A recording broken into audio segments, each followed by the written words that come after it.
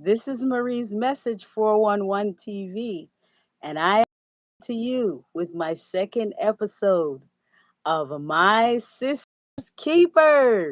Yes, here I am on a Thursday evening. Hope all is well with you. Testing, testing, one, two, three. Let me know if you can hear me.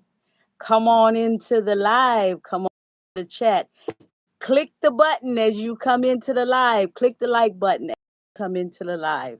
Yes, all of my Message 411 TV crew and my SoFlo TV family, come on into the live.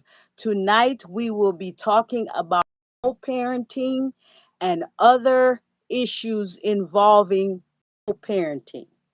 Co-parenting, um, parenting, alienation, it's going to be a lot of like it's educational. So I want to take notes, right?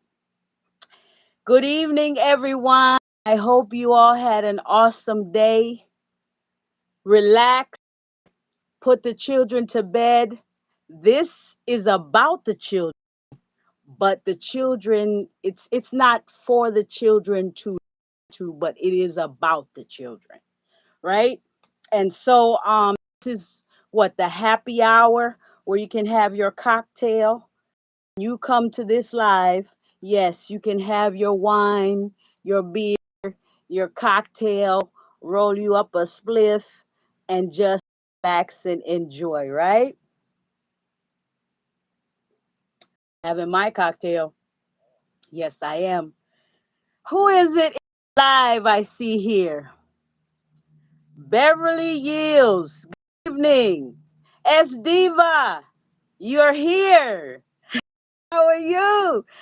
Ah, Yvonne Ward. Hello, hello. Good evening to you. Thank you for the live. Can you hear me? Testing, testing. One, two, three. Can you hear me?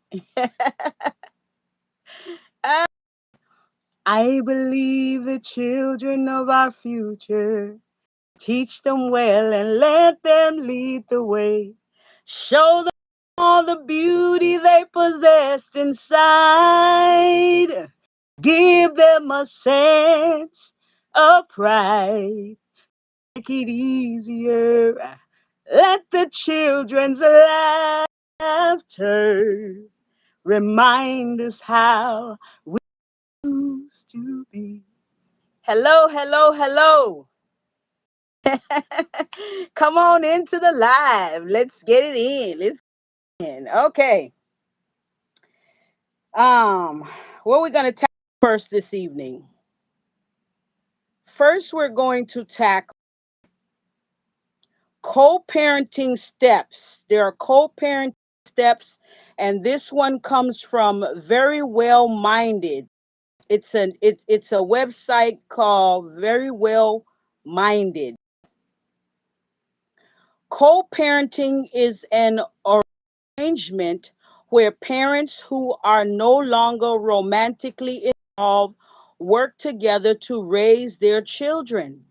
It sharing legal and physical custody, routines, and financial responsibilities while prioritizing your child's stability, consistency, and well being above personal differences. Now, this subject can be this subject can be touchy and triggering for some people, especially if you're new to the co-parenting process and you're just going through it like right now.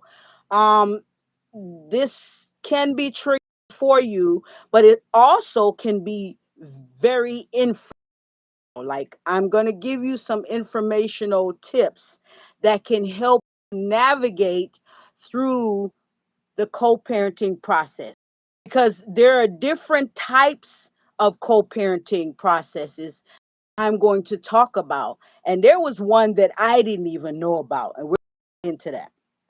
Okay, so it says how co-parenting works. Key elements. Number one, custody and schedules.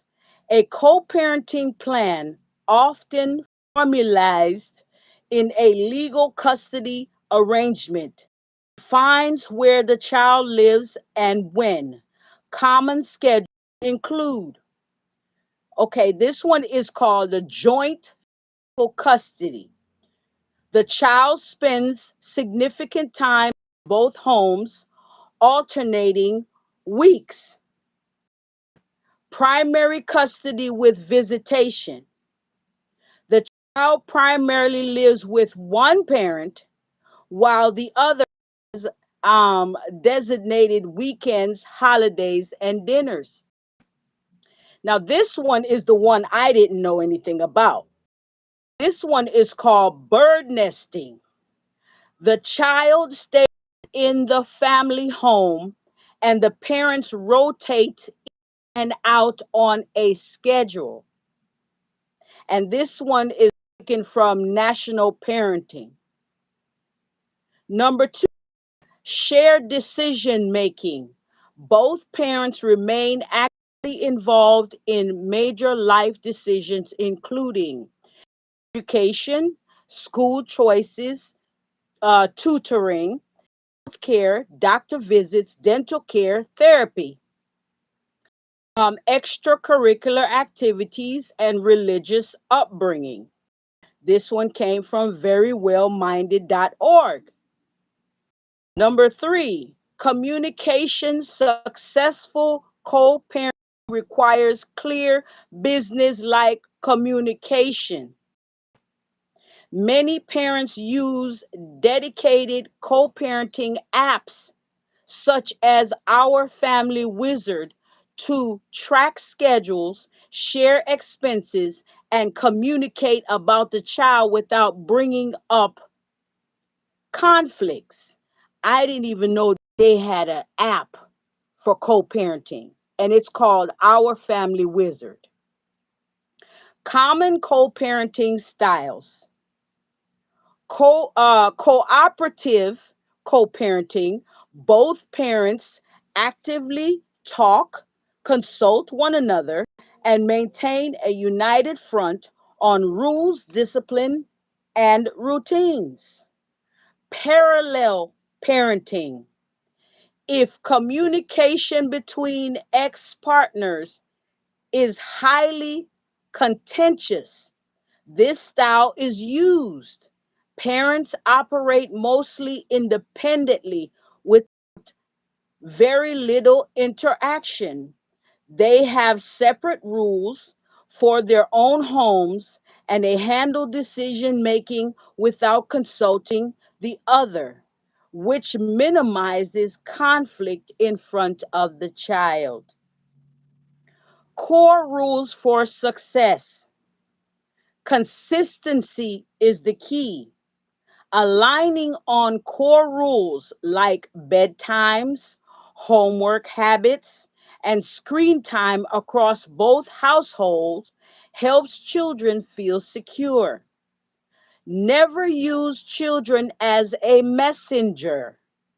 Avoid asking your child to pass schedules, financial requests, or adult information to the other parent. Keep conflict out of your sight. Never argue about child support, visitation, or relationship issues in front of the child. Respect the other parent. Refrain from speaking negatively about your co parent to or in front of the child. And that ends the articles on co-parenting. I have two other articles. I'm going to stop and see who's here in the chat. Dorothy T, good evening, sweetheart. Hey, beautiful. You say, as Diva say, loud and clear. You hear me loud and clear. Thank you. So, yes, that was the first article. Now, what I usually do is I read the articles, I read the information, and you take notes. And then after the information is read, I go into my discussion. I go into my opinion, and then we can discuss it, and have a conversation and a dialogue back and forth with me in the chat. Okay? Okay. What you said? That says sandwiches cut in half. Miss B, Miss B. Good evening, beautiful. It's time for happy hour. I'm having my happy hour cocktail. Okay, what's the second one? The second one is about parental alienation. And this one is taken from the National Parents Organization. Let's see what they have to say. This one says 13.4% of parents and their children had been victims of parental alienation behavior, and nearly half of these were severe cases. Parental alienation refers to conduct by one parent to unjustifiably damage the relationship that a child has with the other parent. Through this conduct, an offending parent seeks to gain the exclusive loyalty of the children, often resulting in long term harm to the other parent and especially the children. While there is while there is this while there is disagreement among scientists as to whether there is a psychological syndrome, parental alienation syndrome, no one familiar with divorcing, separation, or separating parents is unfamiliar with the phenomenon of parental alienation. So basically, this is saying even if the scientists don't agree with the syndrome, the parents, the divorced parents, the people who are separated, they are familiar with this phenomenon. A recent study found that 13.4% of parents and their children had been victims of parental alienation behavior, and nearly half of these were severe cases.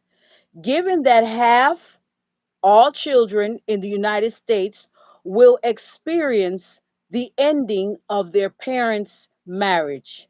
This means that there are a great many children who are victims of parental alienation. Mothers and fathers are equally capable of engaging in this conduct and equally vulnerable to being a victim of this conduct. That's something I want to talk about. Yeah, I want to talk about that. But before I talk about that, I have one more article to give you, and this one is 5 effective and trustworthy tips for blended families. Because you're doing co-parenting, right? But then there's another side to co-parenting. You have to also deal with a blended, well, the child it also has to deal with a possible blended family, because if the child is in the custody of the mother, eventually the mother might move on to another relationship, and that partner has children as well, and now they have to combine their households with her partner's children and her children, and then her child has to go to their father's house, and their father is now in a relationship with some other woman and she has children. So now we have to discuss the blended family, right? Who is this? I see John Ost John. I hope I'm pronouncing that right. OST John 2230. Hi, good evening. How are you? Thank you for joining the live. Okay, five. This is coming from kidsinthemiddle.org. Kidsinthemiddle.org. Five effective and trustworthy steps for blended families. Blended families are when two people start a new life together, bringing children from previous relationships. As expected, this can be a challenge. This can be a challenging transition for everyone involved. How you handle this delicate situation can have a profound impact on the happiness of everyone. Here are five of the best co parenting tips for blended families. Number one, limit the number of controllable changes. You will see the greatest changes of success in blending your family if you limit the amount of other controllable changes. Initiating too many drastic changes at once can severely limit how well your child responds to this transition. For example, moving your child into another home too soon can lead to problems because they do not have enough time to adjust and to adapt. In general, your children will deal with the changes better if there are as few disruptions to their old routine as possible. Number two, get on the same page. Despite how much you love your partner, you will not always see eye to eye on parenting philosophies. It is better to work out these differences before bringing your two families together. You also need to get on the same page as your co parenting. Remember, I said that before I started reading this? You have co-parenting, and now you have this as the other part of it that you have to deal with it with, which is the blended family. Make sure that you are all in agreement with major parenting decisions. It will likely require that each of you make compromises so that everyone is satisfied with the arrangement. Having all this in place before moving in together will make for a smoother transition. Number three, build trust and respect with your co parent. Dealing with the previous spouse can often be more complicated than in let me start over with this one. Dealing with the previous spouse can often be more um, complicated than incorporating new children into your life. You need to recognize that your co parent will likely only care about how the kids are doing. They will not care about the new marriage or any other family dynamics unless it navigate unless it negatively impacts your child. Proving that you are always putting the kids' best interest first will go a long way in smoothing out any potential conflicts. Once you build trust, it will be easier to cultivate this co parenting partnership. Number four, experience everyday life together. It may be tempting to try and create good memories for your children with your new partner. However, this approach can backfire when it comes to time to get back to real routine. For example, taking the children on a vacation and other fun activities is making good memories, but it's not reflective of everyday life as a new family. Instead, you want to ease into this transition by incorporating plenty of real life situations. The more that you incorporate these regular activities into your schedule, the easier it will be to jump into them on a full time basis. Number five, and last one, limit expectations. Limit your expectations. It's easy to fall into the trap of believing that your new blended family will work out perfectly. Rarely does everyone blend together seemingly with no issues. Tempering your expectations will help you to avoid disappointment. Always, always. Accepting that there will be conflicts and having a plan to deal with them will contribute to a better relationship between both parents, or both parties, I should say. There is always a learning curve when it comes to blending two families. However, following these 5 steps will help ensure a successful transition to this new season of life. Okay, that ends all the articles that I had. All I can say is the children, the poor children, are the ones that are affected by all of this. Stacy Ann, hello, hello. Welcome to the chat. Welcome to the live. Roger O'Kelly, hello, hello. Good evening. Thank you for joining the chat. Okay, now let's get into discussion and opinion and some of my personal experience because I've had to co parent.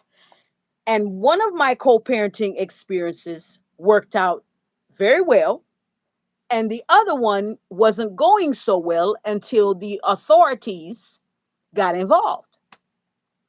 Well, I read what they said about communication and about consistency, and that's very important. But they did not mention counseling for the children in the meantime while they're going through this. And they did not mention um,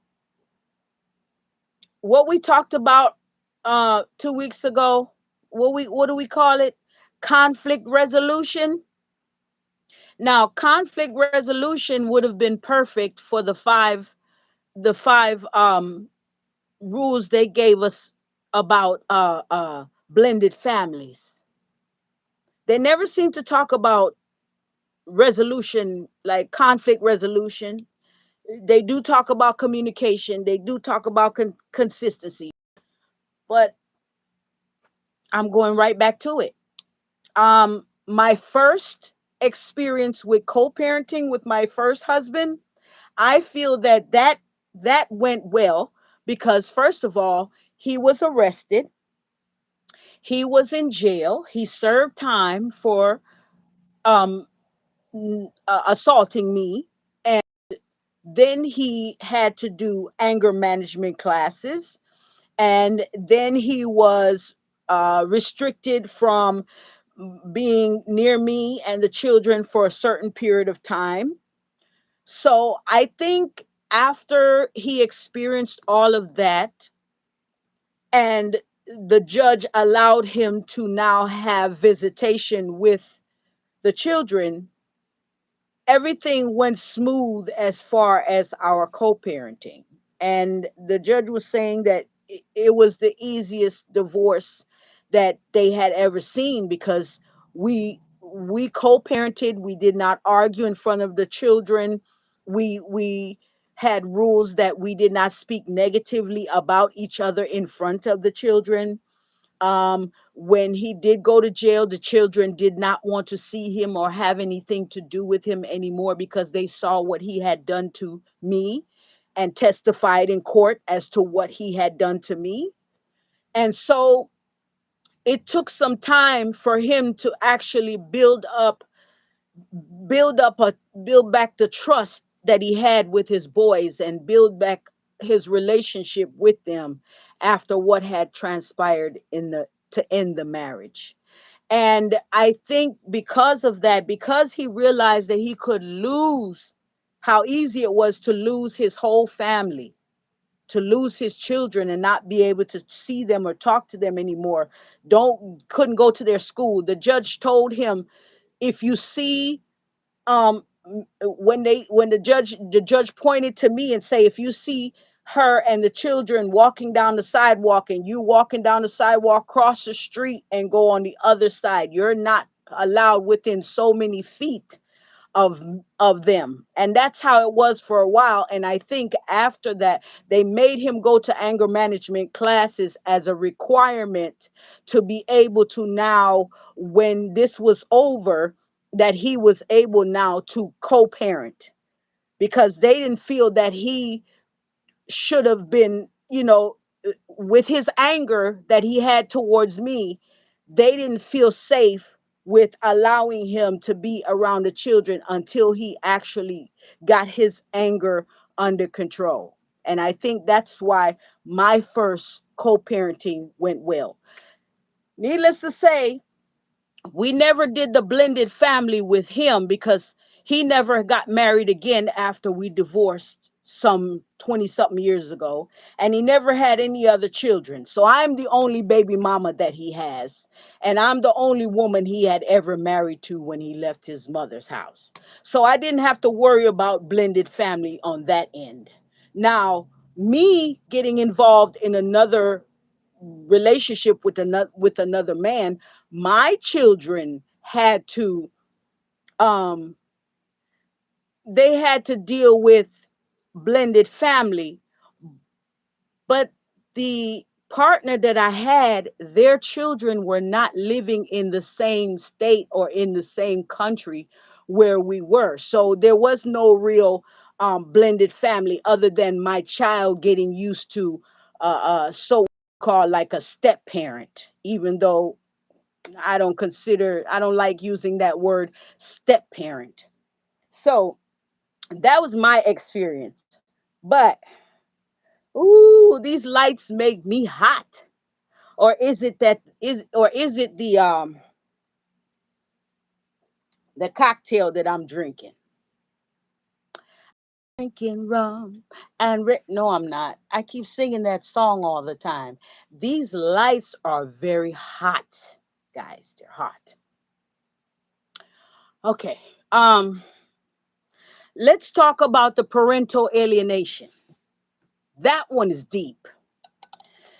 You see, parental alienation, from my understanding, some of these parents are toxic and dangerous, and they should not even be allowed to have any visitation with their own children.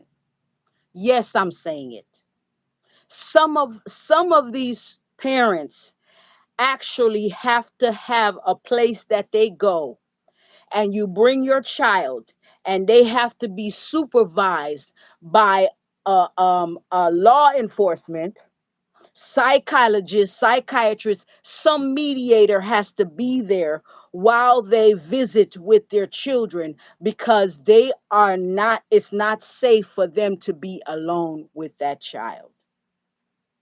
So co-parenting, that type of co-parenting is very difficult, because as a mother, knowing what you know about the fact that this person is dangerous to the child, and yet the court system is still giving this person parental rights to even for you to even bring your child into their presence, can be hard for a mother to deal with.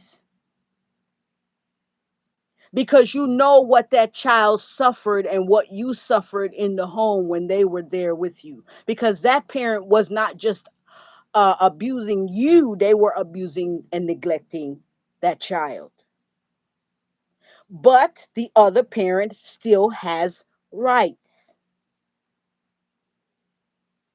So you will have a co parenting situation where that parent has no contact with you whatsoever. They have to go through a mediator in order to deal with you. You have to go through a mediator to deal with them. You have to go to the police station at a certain day at a certain time to meet the other parent, and the parent goes into a room and they sit with the child and have maybe an hour, 2 hours with that child, and then the child has to go back home with you. That's how some co-parenting is. Who just came into the chat? Paul James, 8441. Good evening. Good evening. Thank you for joining the live. Please press the like button as you come into the live, please, and thank you. Now, let's talk about these parents who are alienating the child from the other parent. Some of these, there are women that does it. The women do this. Let's talk to the women. I'm not even going to sugarcoat it. We have some narcissistic women that are mothers. And some of them only got pregnant to keep the man. They didn't really want the child or the children. They got pregnant or allowed themselves to have children with this man, probably even though the man wasn't ready for children or didn't want children. And you got pregnant for this man because you wanted to hold on to him, because you wanted financial stability. And when the man decided that he no longer wanted you, he wanted his children, but he no longer wanted you. You now go into parental alienation. Because you know that man loved his children, you use those children to hurt him.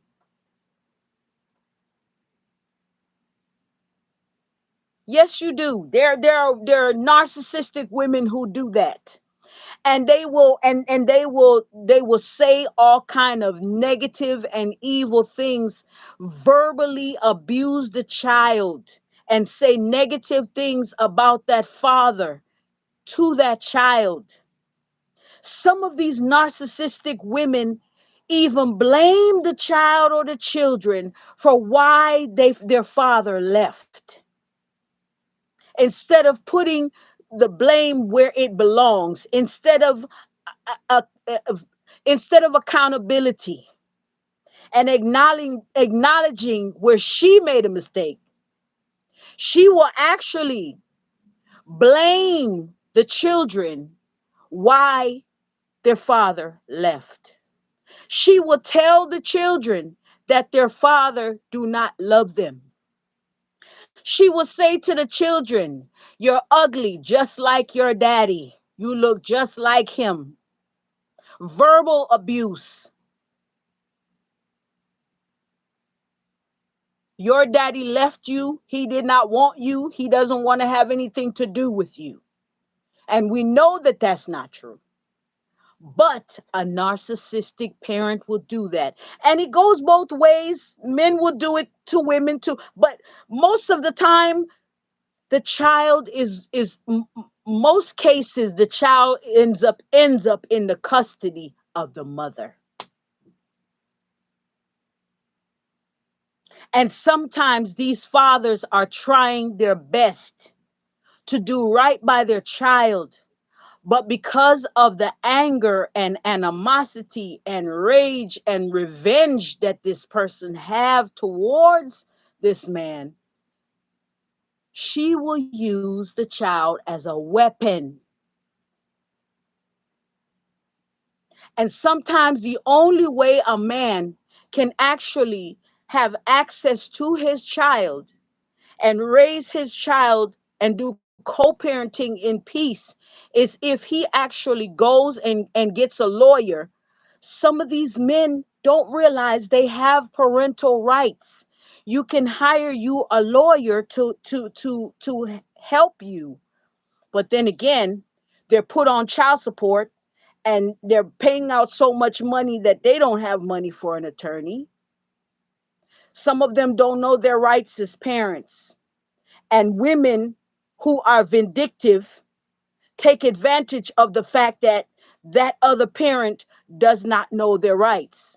There is a bug in my space. Ooh wee, that's not cool at all. I don't like bugs coming in my space. They're supposed to be outside. Maybe they're enjoying the conversation that we're having. Maybe that's it.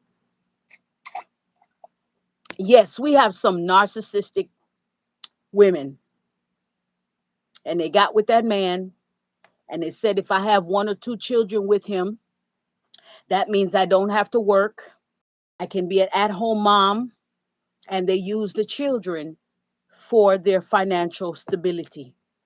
And then when the man decide that the relationship is not working out between the two of them anymore, and they want to separate from that woman, she take it as he's if he's going to leave me, he's leaving the children as well.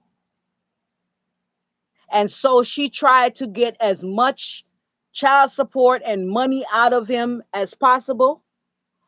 She will even come up with lies um that the father is harassing her to get him locked up in jail. Yes, there are there are some mothers who do this. It's called parental alienation. They will do anything to make sure that that other parent does not get the opportunity to see that child.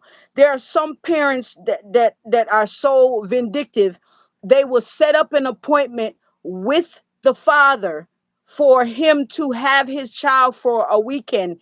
And when the weekend come, when that Friday or Saturday come, and he is supposed to get his children for the weekend, she don't answer her phone. She don't answer the text messages.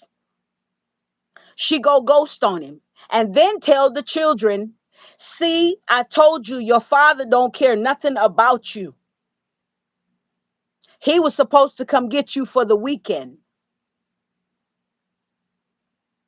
Parental alienation, using the child as a weapon. And the reason it's easy for you to use your child as a weapon is because you did not care nothing about that child from the time you conceived that child. You only wanted it for financial security. You only wanted it to hold on to the man because you knew the man wanted children, but he didn't want you. We need to stop that. Who's suffering? The child, the children.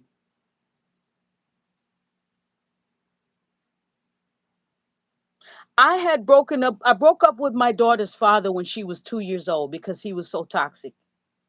And I waited a whole year without dating anyone, going anywhere. And then when I finally started going out, I met someone who was younger than me. And that person that I got into a relationship with knew the reputation of my daughter's father. And so he did not like my daughter's father. And I understood why. But there was one rule I had, and that was, if we are living under the same roof with my children and my daughter, because I had two boys and my daughter, he did not know my two boys' father, but he knew my daughter's father. I said, as long as we're living under the same roof, You will not speak negatively about my children's father in front of them. Now, one thing, if me and him was alone, right,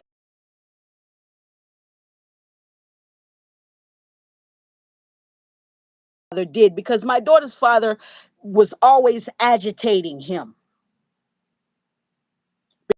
No longer together, and my daughter's father felt like, um there's something I want to discuss after I'm finished with this, with the co-parenting thing that I learned from when you're co-parenting with a Jamaican man. Yes, I'm going to talk about that in a minute. But anyway, it didn't bother me when me and him was riding along in the car or something and he would say something negative about my daughter's father.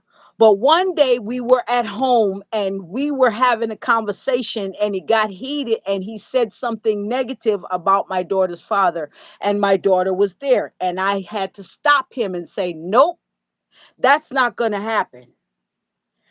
You will not speak any negative words about her father in her presence where she could even hear it. That's one of my rules."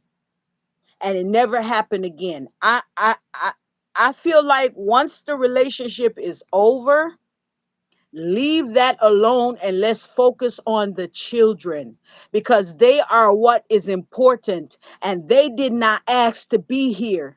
And now they are put in a situation where now they have to go, they're used to living with two parents and now they have two separate homes that they have to go to. Their schedule has been, their whole order has been rearranged and turned upside down. So when they're going through this and you see them start to decline in school and their grades start to decline and they either get they used to be outgoing and happy children and like to talk and like to play, and then all of a sudden they get quiet and docile and they don't want to play, and it's because of all the transition and things that they are going through at home. And I believe a child needs therapy during this time to deal with everything. They are children. We have adults making all these decisions and we're dragging the children along and they have no idea what is going on. They just have to go along with it. And some of us grow up with mental issues, emotional issues, because of the breakup, because of all that co-parenting. And some people don't know how to co-parent properly. Every time it's time for them to deal with the child, they always go right back to their toxic relationship that they're not in anymore. And they're arguing in front of the child, fighting in front of the child. Some children take it to heart and make themselves feel like it's because of them why their parents are no longer together. And some parents will tell their child that it's because of you why he is gone or why she's gone. Okay, let me talk about the experience I had with the co-parenting with my daughter's father. Now that started out negative. I tried. Okay, the first co-parenting experience was with an American man. The second co-parenting experience was with a Jamaican man. And this Jamaican man learned the hard way how they do it in America, because he tried to deal with me the way he would deal with a woman in Jamaica. And it didn't work. And he ended up in jail and was going to get deported. Why was my daughter's father going to get deported? Because he refused to pay child support. And she grew and she grew. And one day, he got pulled over and they realized he owed so much back child support. They took his driver's license and locked him up and said the only way you can stay in the United States of America is if you is if you make arrangements to start paying to get a job and start paying child support. And then he had to pay the arrearages because there were years when he didn't pay. And so after my daughter was grown and moved out and started living her own life, I was still getting child support from my daughter's father, the Jamaican man. And he was so upset because he was asking the judge why he's still paying child support and she was over 18. And the judge looked at him and said, because all those years when she was younger, you decided to be spiteful and refused to pay child support because, for whatever reason, the judge didn't know, but I knew. Let me tell you the reason why this man didn't want to pay child support. Because some Jamaican man feel like even after they break up with you, they should still be able to have sex with you whenever they want to because you are their baby mama. And so this man decided, even though I broke up with him, I didn't want to have nothing to do with him anymore other than him taking care of his child, him taking her every weekend, spending time with her. I just wanted to do co-parenting and get the funds I needed to financially take care of her because we were no longer living in the same household. And every time he would come pick her up, he would try to force himself onto me. He would try to grape me. I don't know where these men get this from. They think that once you're their baby mama, even if you and them are not together anymore, they're supposed to get the cookie and get some nookie whenever they feel like. No, no. And because I refuse to give him cookie when he wants it, he decides he's not paying child support to spite. He thought he was spiting me. So I just did what I had to do, got a second job, moved on with my life, kept it moving because I knew. I lived in America long enough to know the American laws, and I knew eventually one day it was going to catch up with him. And it sure did. It sure did. The courts say you pay child support or you get deported back to Jamaica. So that was my story of my second co parenting issue. He was being spiteful and not wanting to co parent, not wanting to pay child support because I did not want to be involved with him when he felt like.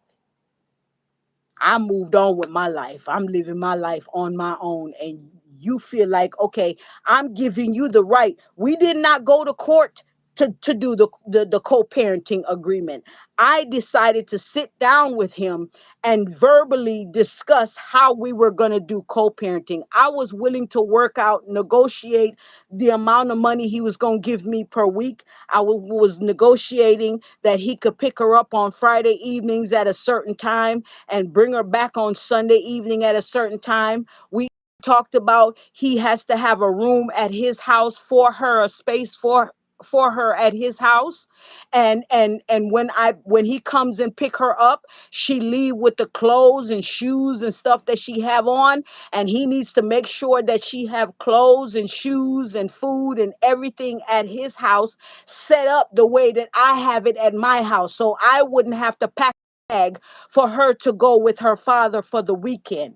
And then when she comes back to me, he doesn't bring her back with a bag. He just bring her back with the clothes and shoes that she have on because when she come home Sunday evening, I already have her room and all her stuff ready for her at my house. I tried to work everything out with this man without having to go to court.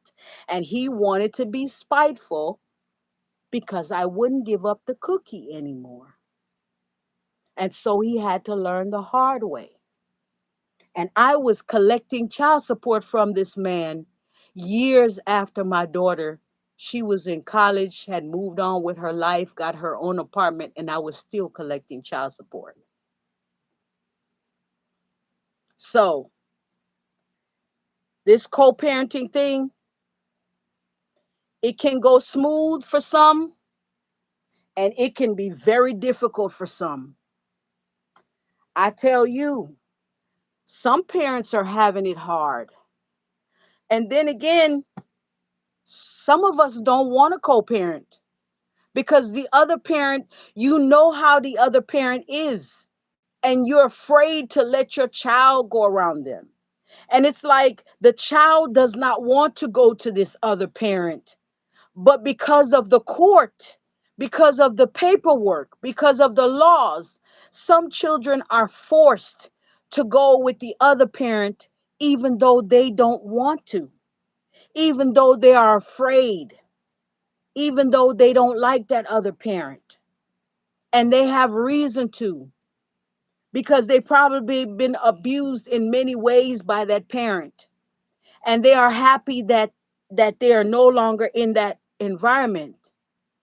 But now they're being forced by the courts. They're telling mommy, I don't want to go. I don't like being around him. He hurt me. I don't want to be in the same room with him. And they kick and scream and cry every time they have to go and visit that other parent. They have anxiety issues. They have depression issues. They have psychological trauma.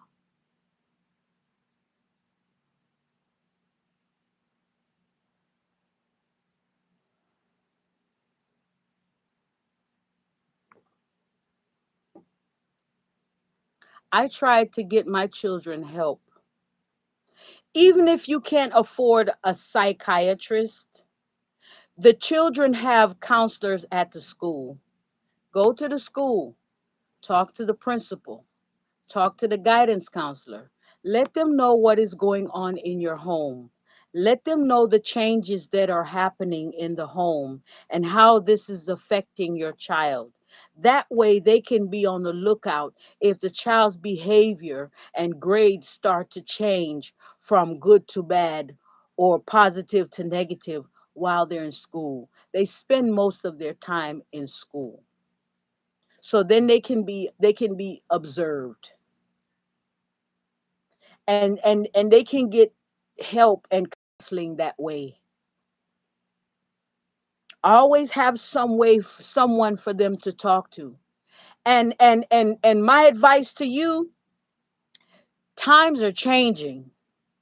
So I wouldn't trust my child alone with this counselor by themselves. Like, I would like the counselor to let me know when the child is being counseled, and then I could be there. I don't feel comfortable leaving my child. The child is already going through a vulnerable, negative situation, and then to put them in a room with a counselor or therapist who turns around and further abuse them. These things are happening. You can't take your child to a priest or a pastor anymore for counseling because you're not sure if that person is going to further damage your child. So wherever you go to get help for your child, to me it's best that you have you're supervising the visit, and the child is not alone with that person. I don't think they would disagree. And if they disagree, then they're not the one to be counseling your child.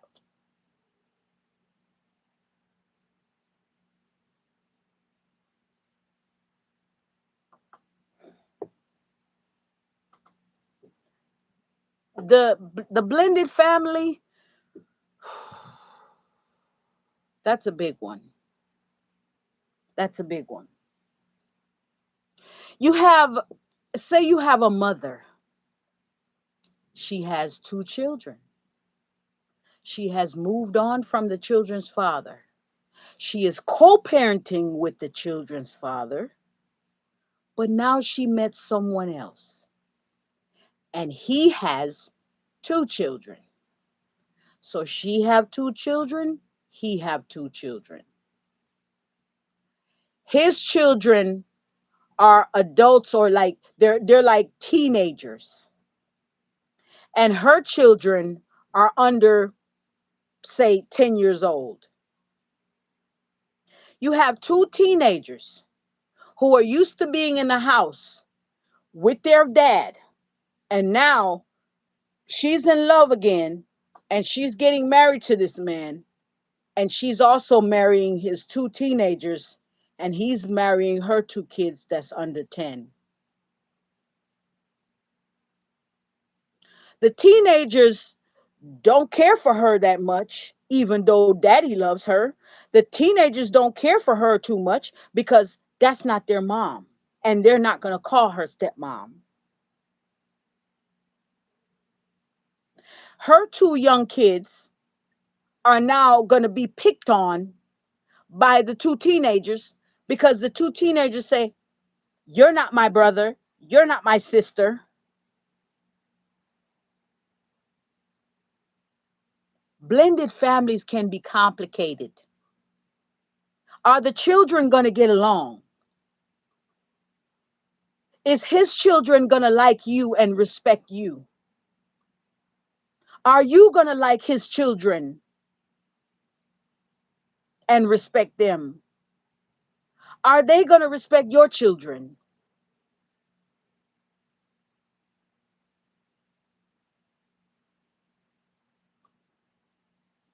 If your new husband does something special for one of your children, is one of his children going to look at it as daddy is doing something for them, and they're not his real kids, and he's spending more time with them than he is spending with us?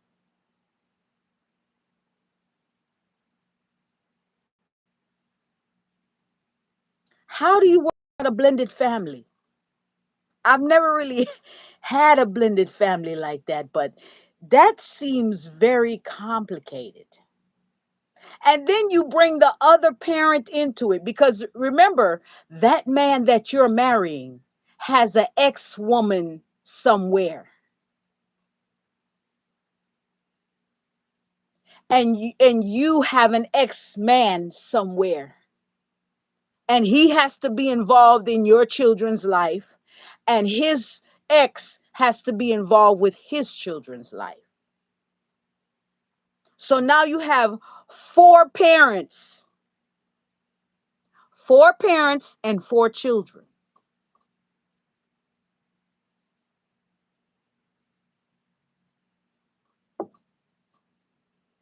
And that's a blended family. Another thing they don't speak about when it comes to blended family, you better have some money. You better be financially stable to be doing all that blended family stuff. That man that's coming into that blended family and marrying you and taking on you and your children, and he has children, and it's going to be one big family. He better have a good financial stable foundation for all that. And what do you do when it comes to discipline? Because I had an issue with my person that wasn't my children's father. I had an issue with him disciplining my children. I had this rule: only me and the child's biological father is allowed to discipline my child. I was not okay with stepdad disciplining my child. If my child did something that you thought needed a reprimand, you come and tell me and let me deal with it.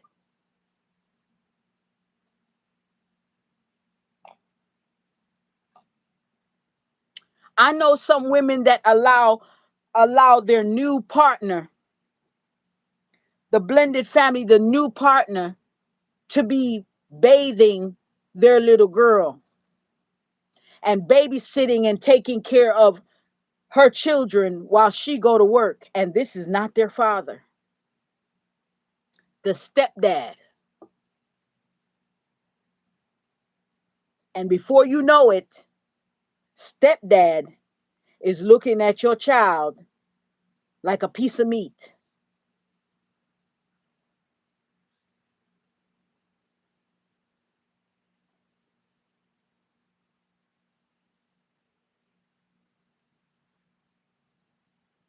Blended family is too complicated.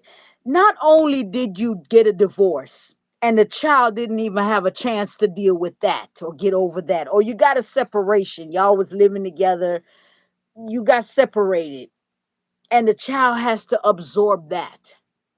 The child is what, 8 years old, and they have to absorb the fact that mommy and daddy is not going to be together anymore when they were born into seeing mommy and daddy, and that's all they knew for 8 years. It's hard enough to deal with that. And then you turn around and get married again. And this man has children. And now your child not only have to get used to the divorce and the separation, they have to get used to going to daddy's house every other weekend. Then they have to get used to a stepdaddy and stepbrother and stepsister.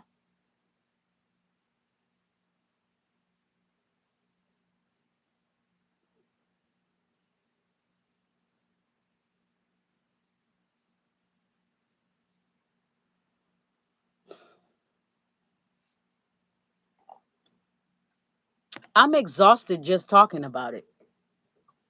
Just imagine what that child goes through. You see the domino effect of the decisions, the domino effect of not making the right decisions on when or if we should have children. You see the domino effects of the partner that we choose to have children with.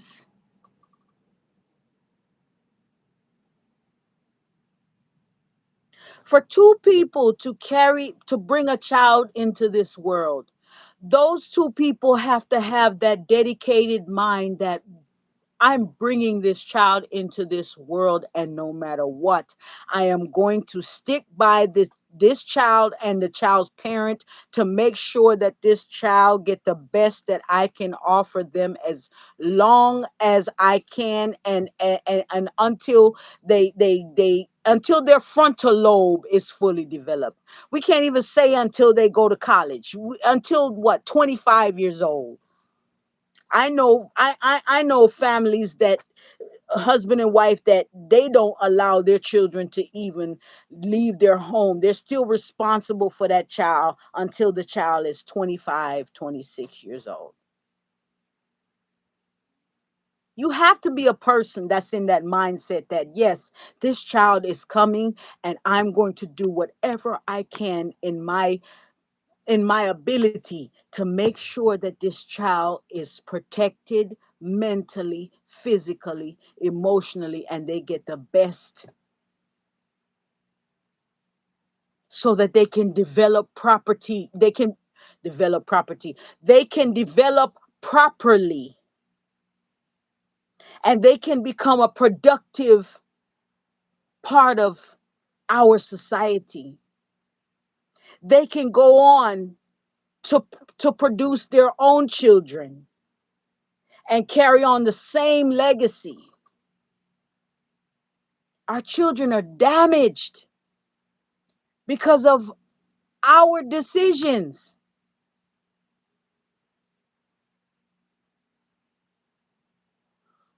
What Stacey Ann say, you really have to vet the people who you have children with. Yes, you really do.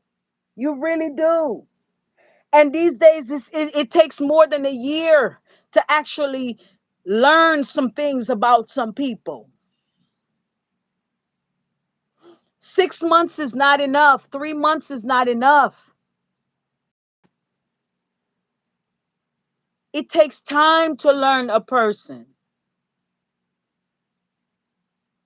And while you're learning them, do your own research. Check their background. Check and see if they have any criminal record. Check and see if they're on the pedophile list.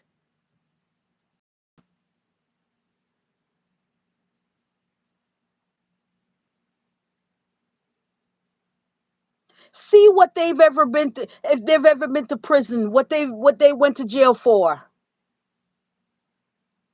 A lot of them have, some of them have domestic violence on their record.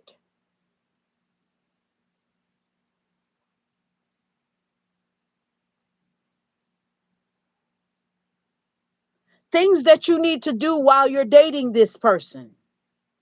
Check their background. Find out if they have a criminal record, what they were charged for.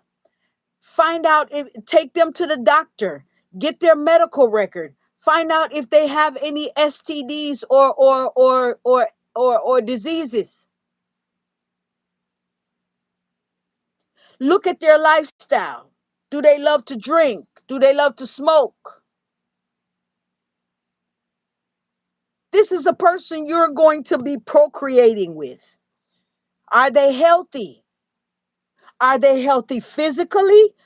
Do they have a health regimen physically, things that they do? Do they have a spiritual life? What is their morals, values, and ethics?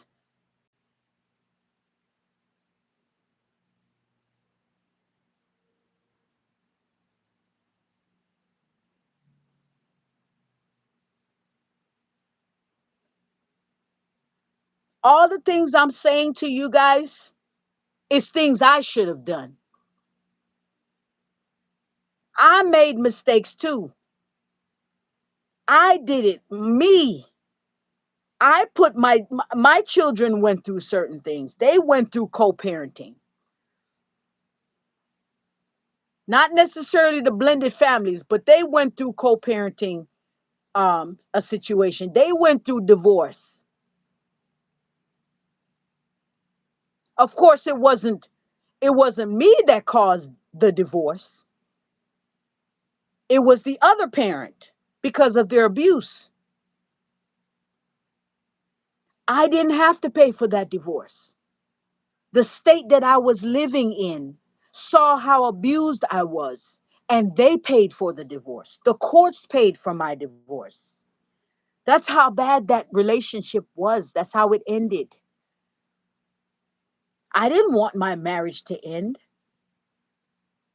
I wanted to raise my children in a two-family home till they went off to college and me and my husband just grow old together. That was my plan. But when you don't understand conflict resolution,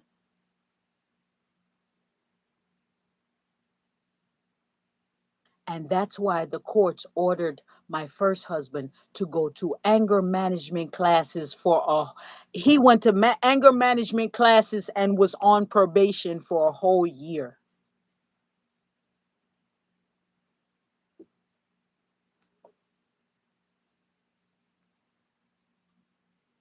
I think anger management classes should be something that before two people decide that they want to be parents, I think that they should go and take certain classes, certain parental classes.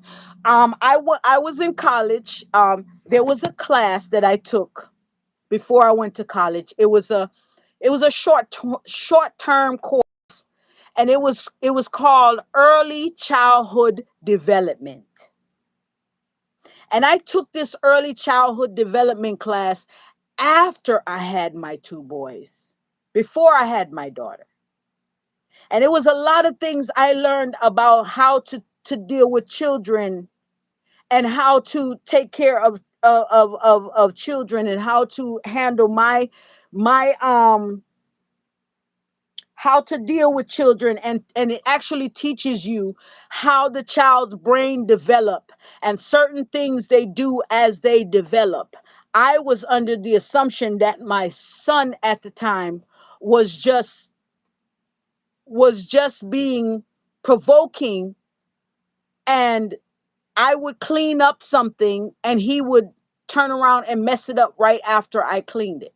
For example, he would be in the high chair and he had his bowl in front of him with his food, and he would take the food out the bowl and look down over his high chair and drop the food.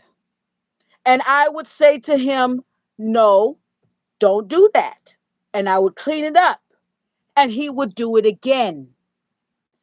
And I would be agitated about that because I don't know how to deal with that. It's like all day I'm changing diapers, I'm feeding, I'm bathing, and I'm trying to keep this floor and this kitchen clean. I'm trying to feed this baby, it can become overwhelming. And remember, I'm going through postpartum depression. My husband is at work. I'm an at-home mom. So I'm dealing with this all on my own. And it wasn't until I took the early childhood development class, I learned that certain things that a child is doing, they're not doing it to provoke you. They're doing it because they're learning. He was dropping it from the high chair because he's trying to figure out the distance from where he's sitting to why it's hitting the floor.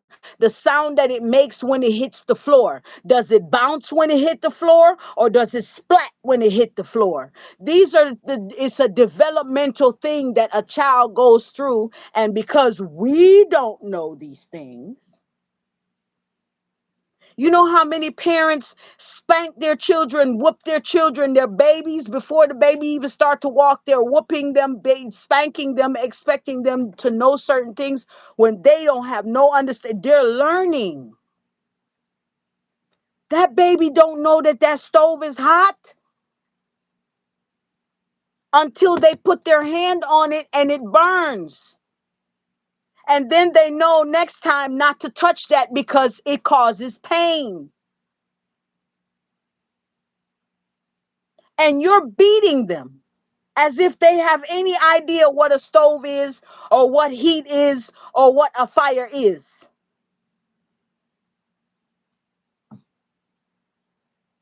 Because we as a mother is lacking in knowledge, we abuse our children. And it wasn't until after I took that class that I realized that these are things that children are learning. It's just a part of their learning. And I had to adjust myself. And my disciplinary methods for my children changed after that. I learned disciplinary methods that did not harm my child. In actuality, it actually helped my children. My disciplinary actions I became like a drill sergeant in my house. Okay, run in place, push ups, sit ups.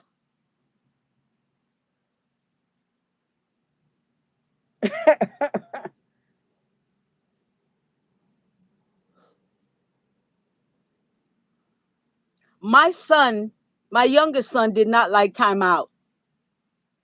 I learned that one day when he did something wrong and he did something he wasn't supposed to do and I didn't know he did it and he came to me with the belt and I was confused as to why he was coming to me with the belt.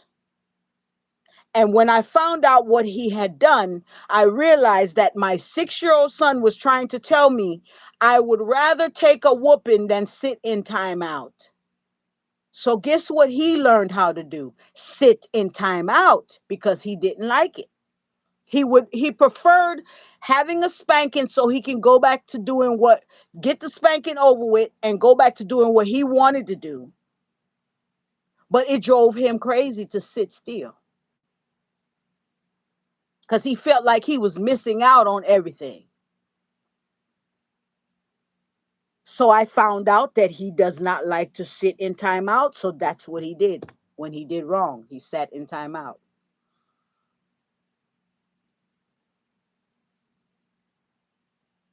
Us, John, yes, that's abuse. There's mothers who abuse their children, and sometimes I feel it's because of the lack of knowledge that that mother have about how to properly take care of and raise a child. Some of these mothers are children themselves.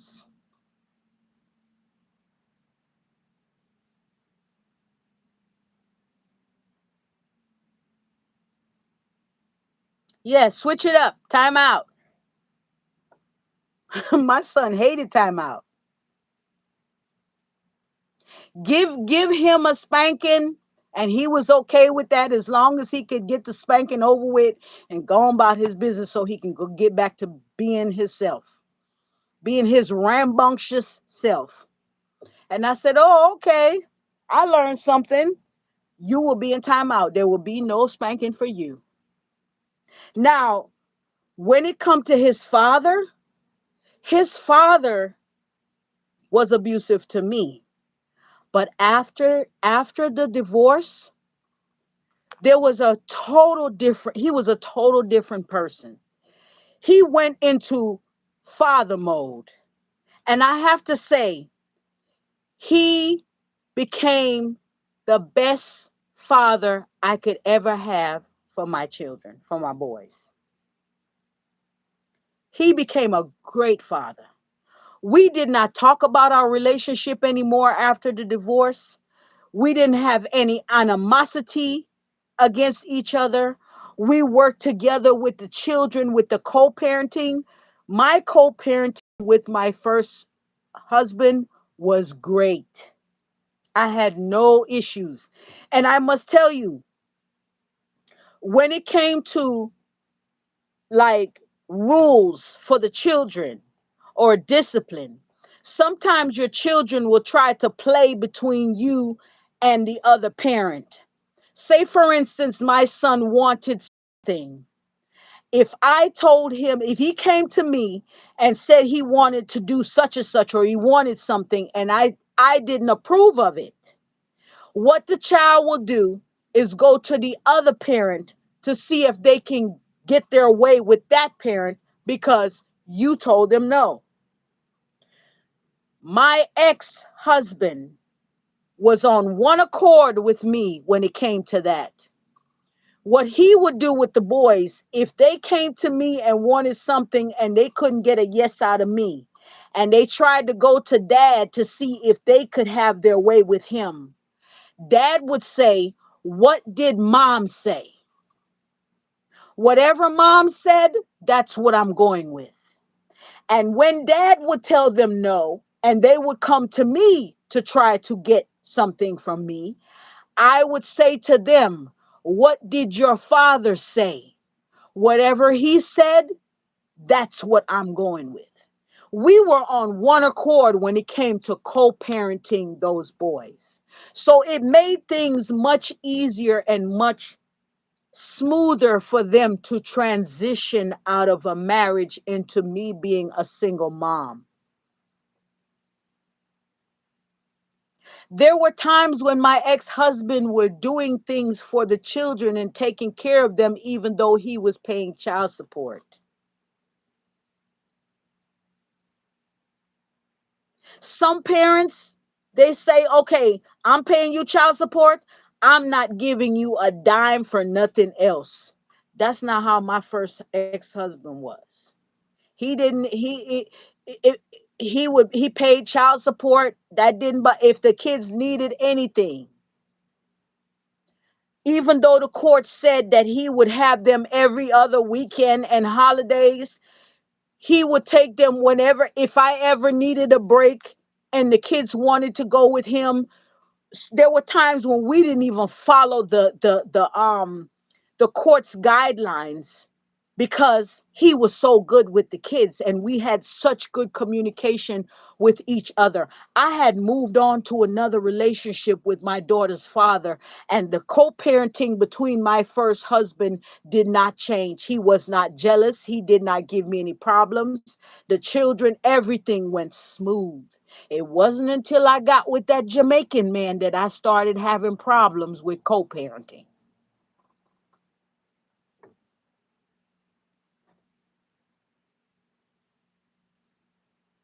Yes, it's sad. Stacy Ann, yes, they are children themselves. That is sad and hard to, yes, it is. Yes, children having children. And then they abuse them for things that the child is just going through its normal developmental stages, and you have no patience with this child and you're frustrated. Mind you, some of these children that have children have never even babysit a child before.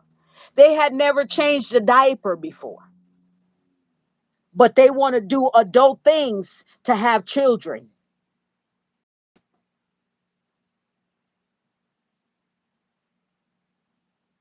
How do you co-parent with two toxic people? How do you co-parent with one parent is narcissistic?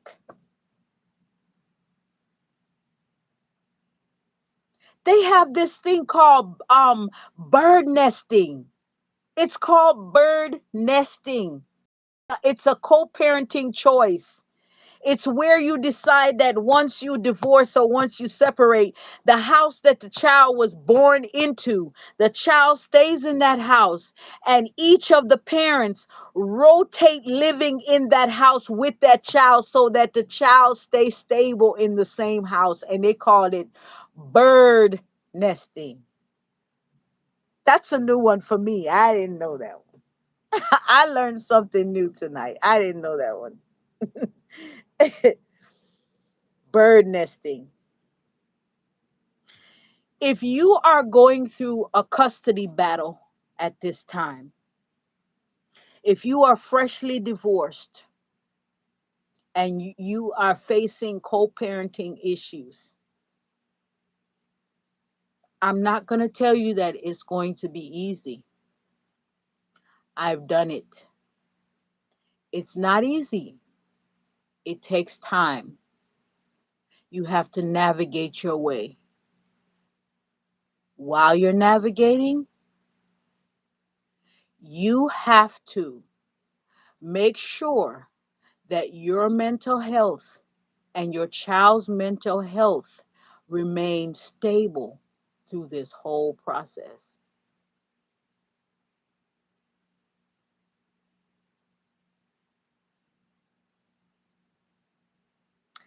That's my advice. We've been on here, what now, for an hour and 22 minutes. Who do I have in the live? I have Stacy Ann.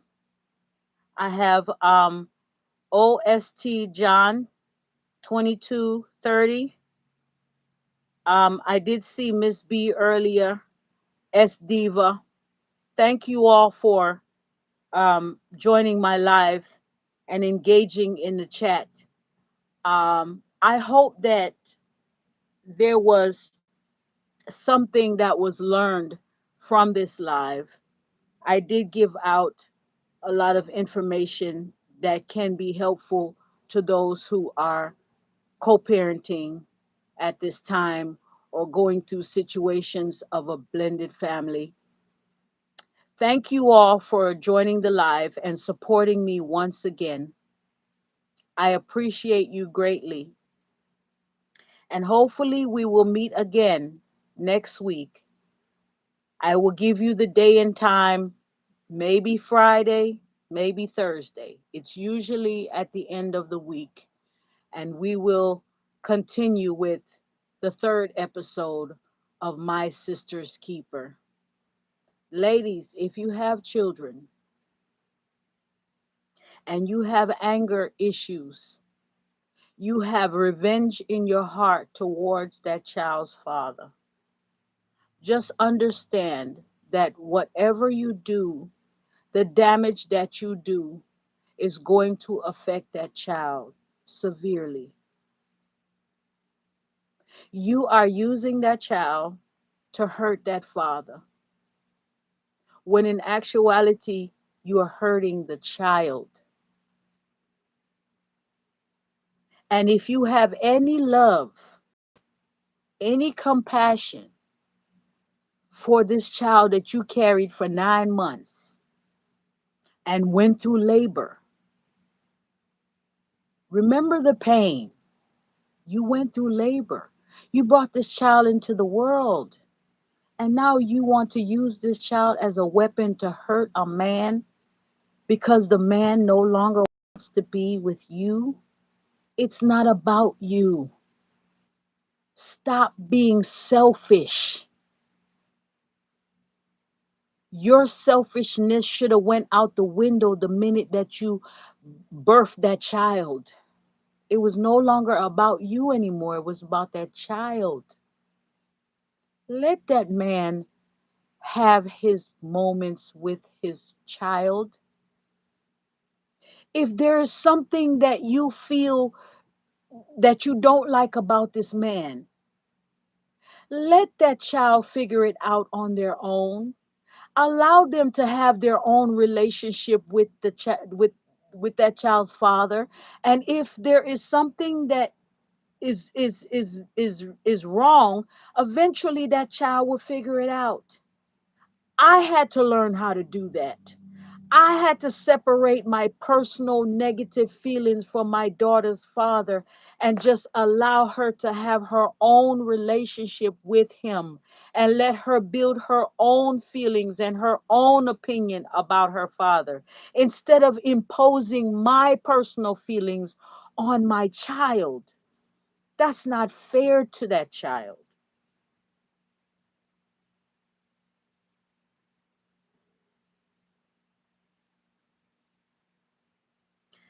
Have a good night, everyone. That's my advice that I'm going to leave with you.